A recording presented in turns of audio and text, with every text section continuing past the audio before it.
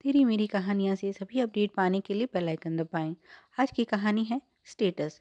अदिति और निशांत में आज सुबह सुबह फिर उसी बात पर बहस हो गई। दोनों का मूड खराब था, इसीलिए दिन में ना तो निशांत ने उसे कॉल किया, ना ही अदिति ने रोज की तरह उसके पास फोन घुमाया। वैसे तो दोनों एक दूसरे से बात किए बिना लंच नहीं करते हैं, पर आज प्यार के बीच में मैं आ गया था। दोनों ने लंच टाइम में अपने अपने टिफिन देखे ज़रूर, लेकिन खाया किसी ने नहीं। शाम को थके हुए जब घर लौटे तो दोनों की मैं जा चुकी थी। साथ के घर में रहने वाली निशा, जो सुबह की इस लड़ाई की मुख्य सूत्रधार थी, उनके बीच पसरी इस चुप्पी को भाप कर खुश थी। आग में घी डालने के उद्देश्य से वो अदिति के पास पहुंची। अदिति, आई एम सॉरी, तुमको ऑफिस से आते ही परेशान कर रही हूँ। लगता है कल जब मैं अपनी ज्वेलरी तुम्हें दिखाने लाई थी तो एक रिंग यहीं रह गई। अदिति बोली, तुम बैठो, मैं चाय बनाती हूँ, उसके बाद रिंग भी देख लेंगे। यहीं कहीं होगी, और कहाँ जा सकती है। निशांत कपड़े बदलकर बाहर निकल गया। चाय के साथ स्नैक्स खाए तो अदिति को भूख से राहत मिली। निशा ने अच्छा मौका देखकर फिर से बात छेड़ी। क्या कहा निशांत ने? तो कब ला रहा है तुम्हारे लिए चमचमाती कार?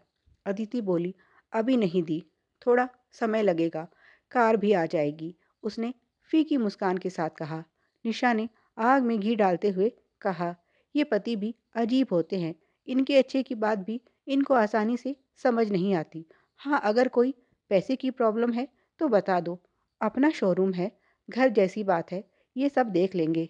अदिति सोचने लगी, निशा दी कितनी अच्छी हैं, और एक निशांत है जो इनको गलत समझता है।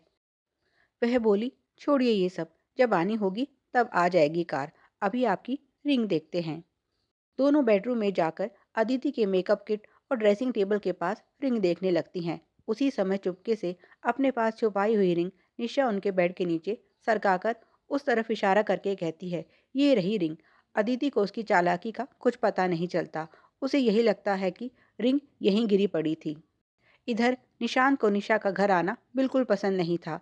जब देखो वह उनके शांत और सुखी घर में कलह के बीज बो जाती है। आज सुबह भी लड़ाई की वजह वही थी। उसने ही अदिति को पट्टी पढ़ाई है कि मेरे पति कार शोरूम में मैनेजर हैं, तुम दोनों अच्छा कमाते हो, एक कार तो तुम्हारे पास होनी ही चाहिए।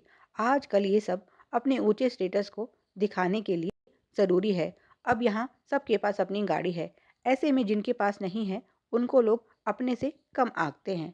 बस तब से अदिति पर कार लेने का भूत सवार है। दिखावे के चक्कर में वो ये भी भूल गई है कि दोनों में से एक की सैलरी तो इस फ्लैट की ईएमआई भरने में ही चली जाती है।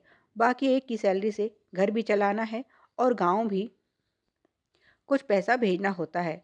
फिर अभी तो छोटी बहन की सगाई में काफ़ी पैसा खर्च हुआ था। इस साल उसकी शादी भी करनी है। ऐसे में कार लेना कहाँ की समझदारी है। इस समय जब बचत करनी चाहिए, वह और खर्चा बढ़ाने की सोच रही है। उसने साफ साफ मना कर दिया, तुम्हारे स्टेटस के चक्कर में मैं गांव में अपना सम्मान दांव पर नहीं लगा सकता। इकलौती बहन की शादी में कोई कमी रह गई तो क्या इज्जत रह जाएगी उसकी गांव में। ऊपर से पिताजी भी नहीं है, सब उसे ही करना है। एक बार बहन की शादी अच्छे से हो जाए, गाड़ी तो उसके बाद भी आ सकती है। पर निशा के बहकावे में आकर वो अपनी जिम्मेदारी ही भूल गई है। पिछले महीने तो उसने अपने लिए गोल्ड ब्रेसलेट लिया था, और अब कार की जिद पकड़ ली। आज संडे था, इसीलिए छुट्टी होने से दोनों घर पर थे, पर बातचीत बिल्कुल बंद थी। तभी उसकी माँ का फ़ोन आया। आवाज़ से ही उन्हें अंदाज़ा हो गया कि कुछ गड़बड़ है। जब उन्होंने ज़ोर देकर पूछा तो अदिति ने सारी बात बता दी। तब माँ ने उसे जो बताया वो सुनकर तो वो हैरान ही रह गई। जिस निशांत को वो कंजूस समझती है और सोचती है कि उसे उसकी परवाह नहीं, उसने तो मायके में उसके स्टेटस को और भी ऊंचा कर दिया था। उसके भाई को पैसे की सख्त ज़रूरत आन पड़ी थी। उसने मदद के लिए अपने साले से बात की तो उसने मजबूरी बताकर मदद से मना कर दिया।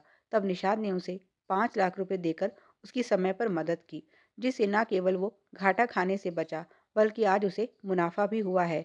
और ये सब उसने बिना किसी दिखावे के चुपचाप उसे बिना बताए किया है। अब ऐसे पति को गलत समझना और उससे झगड़ा करना क्या सही है? तू ही बता। जब उसने तेरे परिवार की मदद करते समय नहीं सोचा, तो क्या तेरा फर्ज नहीं बनता अपनी ननद की शादी में योगदान देने का? निशांत सही है, उसके पिताजी नहीं हैं तो सब जिम्मेदारी उसकी बनती है। ऐसे में ये फिजूल खर्ची कहाँ की अक्लमंदी हुई? तू ही बता। माँ की बात का कोई उत्तर नहीं था उसके पास। वे सही हैं, गाड़ी तो बाद में भी आ सकती है, पहले शादी ज़रूरी है। माँ बोली, ये झूठे हमदर्द घर में लड़ाई करवा कर तालियां बजाते हैं। बेटी ऐसे लोगों से सावधान रहना चाहिए। किसी की नकल से नहीं, अपनी अकल से काम करने वाला इंसान ही खुश रह सकता है। पता नहीं लोगों के पास क्या क्या है, ऐसे में सबकी नकल करने लगी तो कभी खुश नहीं रह पाएगी।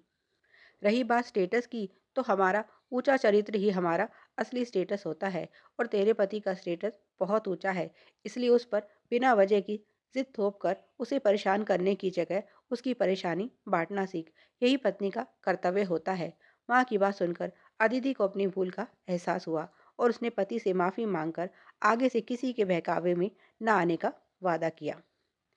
इसी तरह की और भी कहानियाँ पाने के लिए तेरी मेरी कहानियाँ को सब्सक्राइब करें। वीडियो पसंद आया तो लाइक और शेयर करें। Please like share and subscribe. Thanks for watching.